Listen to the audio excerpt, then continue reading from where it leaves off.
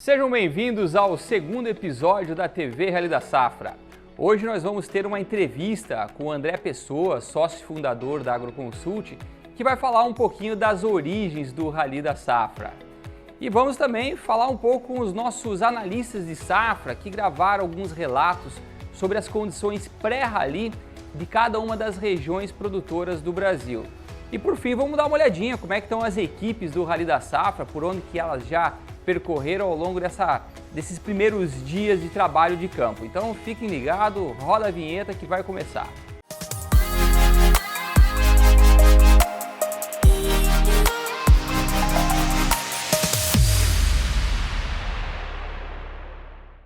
Na edição desse ano do Rally da Safra, como a gente explicou para vocês, as equipes estão um poupouco diferentes. Esse ano nós temos 26 equipes fazendo o trabalho de campo. E nessa segunda-feira agora foi dada a largada para essa 18ª edição do projeto. Ao longo dessa semana, nossa equipe está percorrendo o estado do Mato Grosso e deram a largada a partir de Cuiabá. E quem vai contar para a gente um pouquinho sobre o roteiro dessa semana é o Gildomar Lindemann. Fala aí, Gil!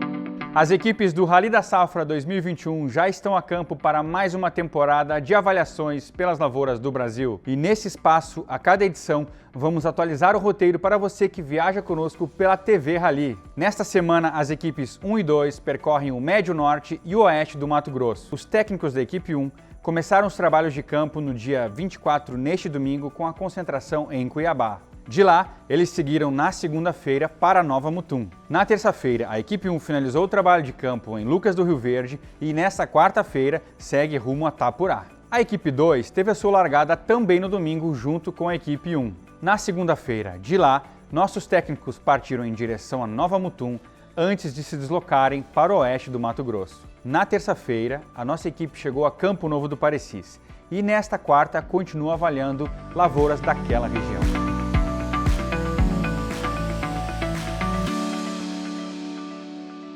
E aqui a gente tem um mapa interativo do Rally da Safra que a gente vai atualizar toda semana para vocês.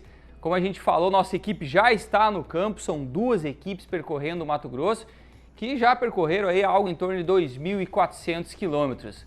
Toda semana a gente vai trazer a atualização desses dados e vamos incrementar com novas informações para que vocês consigam acompanhar o Rally de perto. Antes de ir para o campo, a nossa equipe de analistas de safra gravaram alguns relatos falando um pouco das condições pré-rally de cada uma das regiões. Então a gente vai assistir alguns vídeos e vamos começar aí com o Pablo Reveles, que vai falar um pouco sobre as condições tanto do Mato Grosso quanto do Mato Grosso do Sul. Fala aí, Pablo!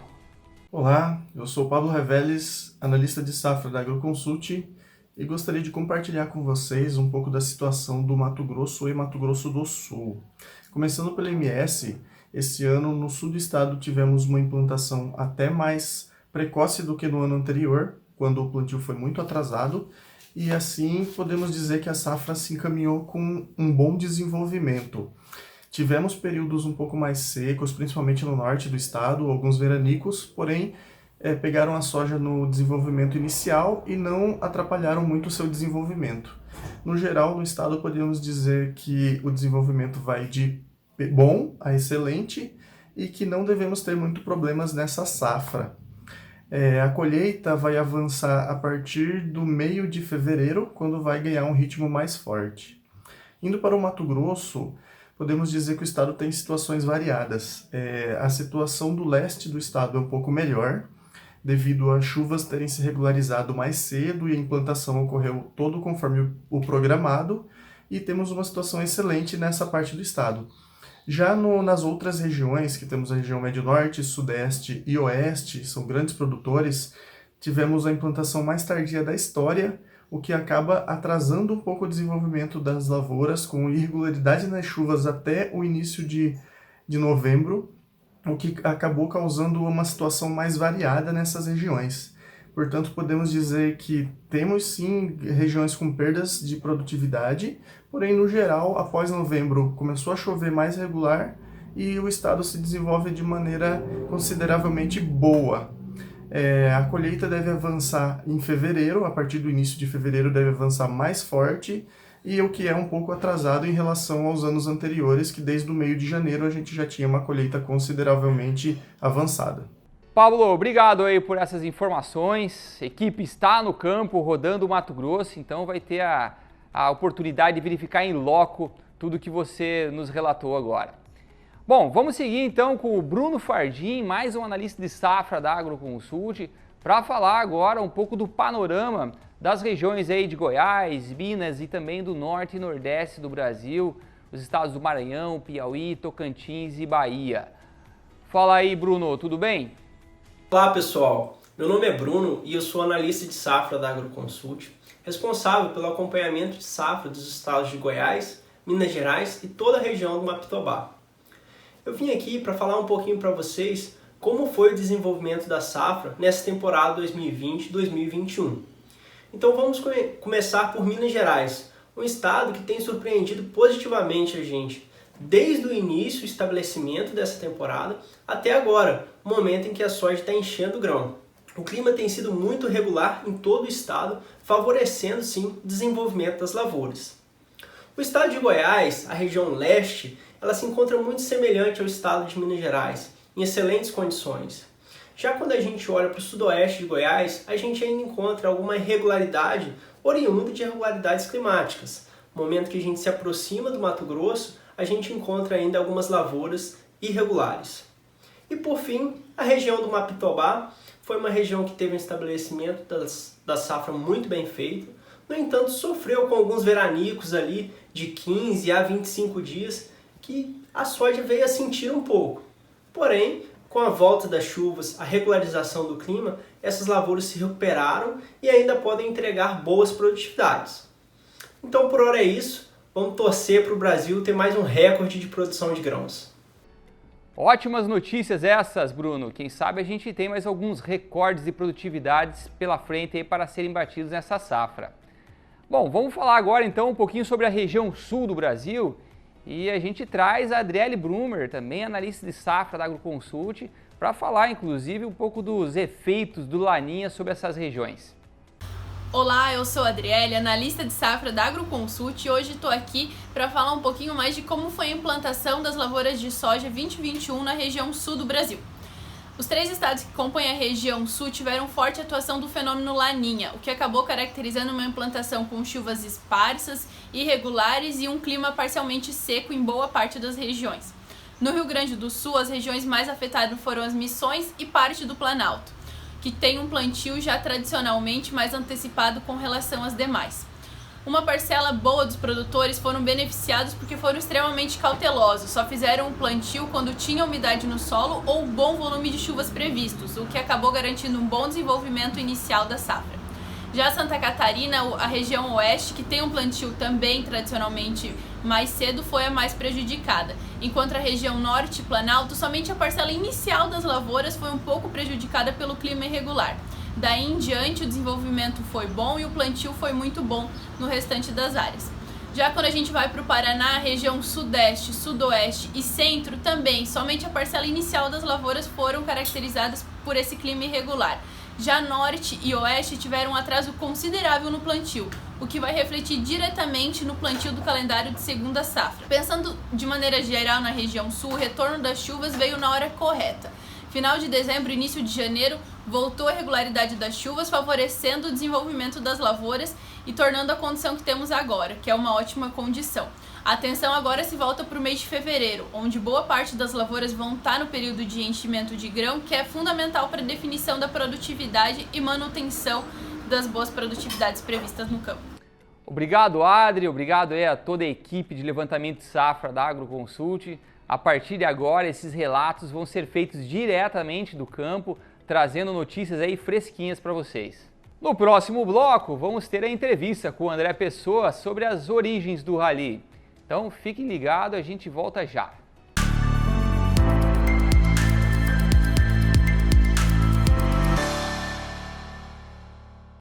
O campo já vem pensando novo faz tempo.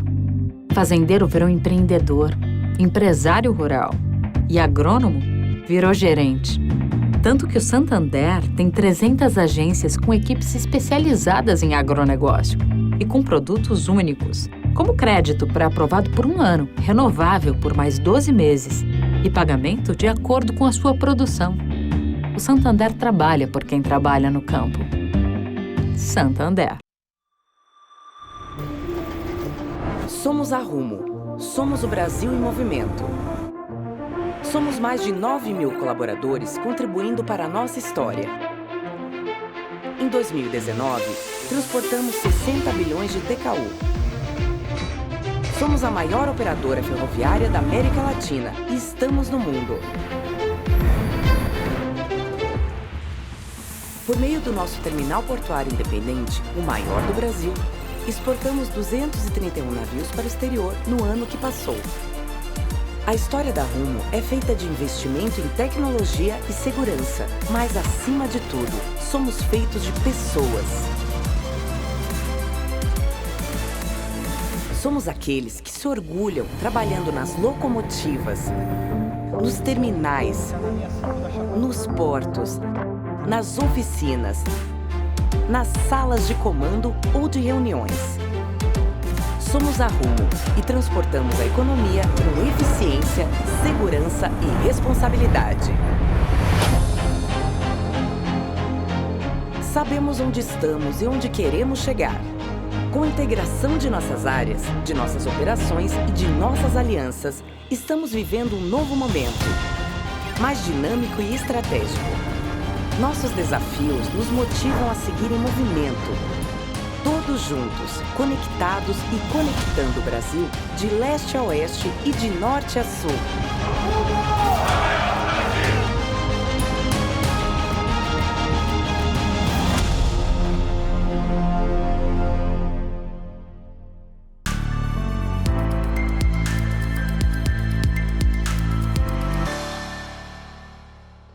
O primeiro convidado do nosso bloco de entrevistas aqui da TV Rally da Safra é o próprio André Pessoa, sócio fundador da Agroconsult. Fala aí, André, tudo bem? Queria começar essa entrevista te questionando um pouco sobre as origens do Rally. Conta pra gente aí como é que surgiu esse projeto, como é que essa ideia saiu do papel e acabou se tornando um projeto aí tão longevo quanto esse. Conta pra gente essa história. Oi, André, tudo bem? Tudo jóia? Olha, a ideia do Rally ela surgiu de uma forma bem diferente do que as pessoas imaginam, né? A gente, naquela época lá, a Agroconsult tinha pouca gente, né? Eu tinha poucos colaboradores, estava contratando algumas pessoas, né? Você foi uma delas, né? Que eram muito jovens, né? Você ainda é jovem, mas eram mais jovens ainda. E apesar de todos com formação agronômica, eram muito ainda conhecedores da realidade mais próxima de onde viviam, de onde viveram e de onde estudaram, né? Não conheciam o Brasil inteiro e a sua diversidade, né? Todas as realidades tão distintas que a gente tem na agricultura do Brasil, né? E eu achei que era uma boa ideia, na medida em que vocês iam trabalhar com o Brasil inteiro e com problemas do Brasil inteiro, que vocês tivessem a oportunidade de conhecer o Brasil, né? E as suas diferenças regionais. E eu falei, olha, vai todo mundo para a estrada, eu vou ligar aqui para algumas empresas que são amigas e clientes da Agroconsult e pedir para as suas equipes locais de técnicos possam receber vocês e indicar alguns produtores para que vocês conheçam operações diferentes das que vocês estão acostumados e vejam outras realidades. E aí coloquei todo mundo na estrada para fazer isso. Só que as próprias empresas que eu contactei se interessaram também em mandar os seus técnicos, trainees, com essa mesma ideia de conhecer realidades diferentes das quais eles conheciam, né? E aí foram se formando os grupos, né, de jovens técnicos visitando regiões produtoras. Fomos super bem recebidos pelos produtores, muitos produtores amigos, né, que gostaram muito da possibilidade de mostrar o que estavam fazendo, mostrar suas realidades, né? E também ouvir, né, de técnicos de empresas diferentes, inovações de tecnologia, opiniões diferentes, né? Uma amiga jornalista, a Fátima Cardoso, que era editora do Agrocast, lá da Agência Estado, se interessou pela viagem, pela ideia e enviou alguns dos seus colegas jornalistas e ela própria, né, viajou para cobrir alguma dessas trechos dessas viagens. A gente batizou vamos dizer assim, o projeto de Olho na Safra lá em 2003, né? Teve uma cobertura ali da Agência Estado, e aí a gente viu as possibilidades de uma coisa organizada, uma expedição técnica organizada, que pudesse buscar essas informações durante a colheita, ampliar o alcance, né, da visibilidade para as coisas que aconteciam com os produtores, né, integrando equipes de diferentes empresas, com diferentes óticas, né, diferentes formas de ver o mesmo negócio, seria bem interessante, né? E, sobretudo, porque criava uma oportunidade de diminuir a assimetria de informação dentro do setor agrícola, favorecendo principalmente os produtores e dando aos produtores a própria narrativa, vamos dizer assim, a possibilidade deles falarem das suas histórias, das suas safras, das suas lavouras, das suas dificuldades por si próprios, né? Sem nenhum filtro, sem nenhum tipo de vamos dizer, interpretação de terceiros, né?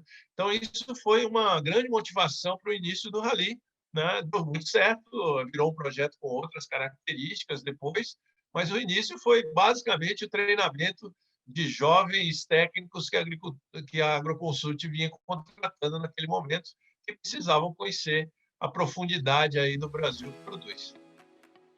André, nessas 18 edições do Rally da Safra, todos nós temos inúmeras histórias para contar. E eu queria perguntar para você, qual que é a história mais inusitada ou o momento mais marcante do Rally da Safra que você gostaria de compartilhar com a gente?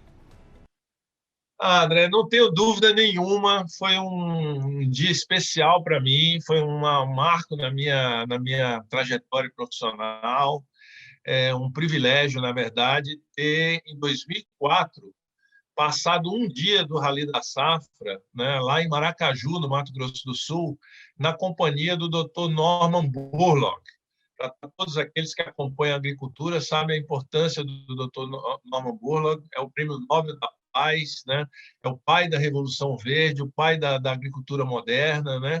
E ele era muito amigo do Dr. Fernando Penteado Cardoso, da Fundação AgriSUS, e na época da Maná, né? Fundador da Maná. E o doutor Fernando e o doutor Norman tinham essa amizade. E como a Fundação AgriSUS sempre foi um apoiador do Rally da Safra desde os primórdios, o doutor Norman costumava visitar o Brasil a cada 10 anos, né? Em companhia do doutor Cardoso. E coincidiu de a gente estar realizando o Rally da Safra naquela semana em que eles estavam viajando pelo Brasil, e nós tivemos a oportunidade de cruzar com o Dr. Cardoso e com o Dr. Norman Borlaug lá em Maracaju, no Mato Grosso do Sul, fazendo uma visita aos pioneiros da integração lavoura-pecuária. Um deles, eu lembro muito bem, que foi a propriedade que nós visitamos juntos, é o Chico Holandês, também conhecido como Ack van der Weyne, um dos precursores da integração lavoura-pecuária no Brasil. Isso lá em 2004 já gerava resultados e inovações que chamaram a atenção do Prêmio Nobel, né, do pai da agricultura moderna, para visitar em loco, né, o que o Ack van der Weyne estava fazendo em sua propriedade, e hoje está aí a realidade da integração lavoura-pecuária-floresta no Brasil, e que o Dr. Norman Borlaug, atento, como sempre, às transformações da agricultura brasileira, do cerrado brasileiro, veio ver de perto. E eu tive o privilégio de passar o dia como tradutor, né, traduzindo ali do português para o inglês, tirando um pouco das dúvidas do Dr. Norman Borlaug, e, para mim, como agrônomo, aquele foi um dos dias mais marcantes da minha vida, né? Conhecer uma pessoa que é um ídolo para todos nós agrônomos de perto, já aos seus 90 e poucos anos de idade, né? E tive esse privilégio de passar um dia inteiro com ele dentro da caminhonete do Rally da Safra, né? Mal sabíamos nós, né, a dimensão que o projeto tomaria depois, né?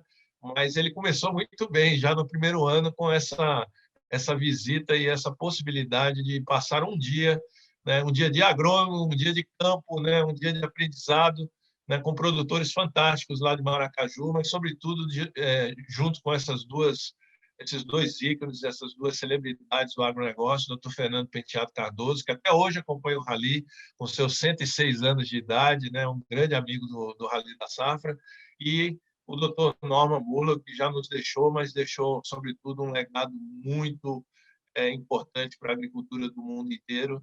E eu acho que esse foi o dia mais marcante do Rally até hoje para mim. André, depois de tantos anos rodando o Rally, levantando informações do campo e desbravando inúmeras regiões, queria que você desse sua opinião aí sobre a importância do projeto dentro do cenário atual e como é que você vê esse projeto daqui a 10, 20 anos. Olha, André, eu acho que o Rally passou por uma série de transformações ao longo desse tempo, né, de quase 2 décadas aí de projeto. Eu não tenho dúvida nenhuma de que ele se consolidou como um fórum muito importante para coleta, discussão e divulgação de informações do agronegócio, especialmente da safra de grãos, né? A gente hoje consegue ter um alcance, né, muito grande através da mídia, através das redes sociais, do que a gente vê no campo. Antes a gente tinha que fazer a viagem, recolher as informações, processar e divulgar. Hoje é basicamente instantâneo. Aquilo que a gente está vendo no campo, a gente consegue já trazer para a comunidade do agronegócio, já discutir e já, vamos dizer, colher resultados e trazer resultados importantes do que a gente está vendo no campo. O Rally é muito importante, eu acho que para todos que participam, né, é uma experiência pessoal muito rica, né, de conhecer o Brasil profundamente, mas, sobretudo, traz informações de qualidade que podem ajudar a difundir coisas que estão dando certo no campo, problemas que já estão sendo solucionados pela tecnologia e pela criatividade dos produtores, que são muito generosos em compartilhar, né, as suas conquistas com os colegas das outras regiões através do Rally, mas também as dificuldades que estão sendo enfrentadas, né, pela cadeia produtiva, pelos produtores, e que muitas vezes se transformam até em política pública, ou pelo menos em temas de debates pelas entidades e pelos responsáveis pela condução das soluções para esses desafios. O Rally consegue fazer tudo isso, né? Virou um fórum de qualidade de informação, muito respeitado aqui no Brasil e fora do Brasil. É o maior levantamento técnico de safra do mundo. A gente tem feito um número maior de amostras de campo, até mesmo que o Crop Tour americano, né, lá do meio oeste americano. Um número enorme de técnicos envolvidos, muita autoridade, assim, muita gente de qualidade, experto em diferentes áreas do conhecimento agrícola, do agronegócio, participam do Rally nas mais diversas formas, e também gente jovem, né, como os estudantes de várias universidades que têm nos acompanhado, tendo essa oportunidade de ir conhecendo a realidade da atividade que vão desenvolver quando profissionais daqui a alguns anos, né? Então, eu acho que o Rally ele tem ganho, né, ao longo dos anos essa chancela de ser um fórum privilegiado de observação da safra brasileira e da agricultura brasileira e de uma forma bastante democrática, dando oportunidade a produtores do Brasil inteiro e técnicos do Brasil inteiro de interagirem e refletirem sobre os caminhos da safra todos os anos aí no agronegócio que vem dando tanto resultado aí para o país. Eu acho que esse é o principal, vamos dizer, aspecto que eu queria destacar da relevância do projeto, e aqui não poderia deixar de agradecer a todo mundo que se envolve com a organização do Rally, a todos os patrocinadores que acreditam no projeto, que todos os anos nos apoiam e fazem a coisa acontecer, né? Então, acho que a gente está fazendo um projeto muito bacana. Tomara que ele tenha muitos anos ainda aí pela frente, trazendo esses resultados para todos nós. André, obrigado pela entrevista. Nós vamos ter ainda vários momentos de troca de informação e interação com você ao longo de toda a programação do Rally. E assim a gente encerra o segundo episódio da TV Rally da Safra, mas não se preocupe que sexta-feira tem mais. Um grande abraço!